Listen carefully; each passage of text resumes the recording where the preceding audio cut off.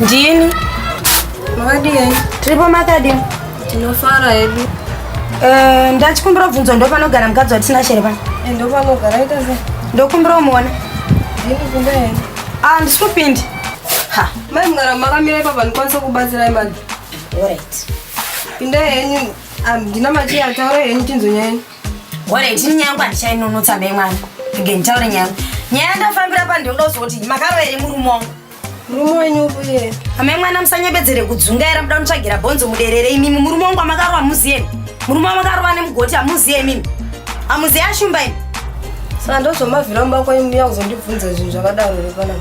Ndozvandatofambira mai mwana. Mbiri yenyu ndeyei? Chinda unomubvunza murumo wako kuti ndaka. Aiwa ndidzokereka unobvunza murumo wangu ndosaka ndikubvunza iwewe. Saka ndozovafambira vhamba wako kusvika kuzondibvunza. Ndozvandatofambira bhosi nyaya yacho iri kutonetsa murume wangu izvo zvakaremara kana basa aspendi. Mune musa kuti zvipese imi lockdown mu. Saka imhosva yanhai mani. Ndeyenyu kati ndimakamurova. Chinda unobvunza murumo wenyu. Aiwa ndibvunze murume wangu ndosaka ndazobvunza iwewe. Kuti nyako mbiri yako ndeyei wakaro ere murume wangu. Chinzwa kaiwa mukadzi wani ndikunetsana nevazviwa. Ndichakuita rafu iyoyo. Kuda mumba mangu muno. Amai mwana.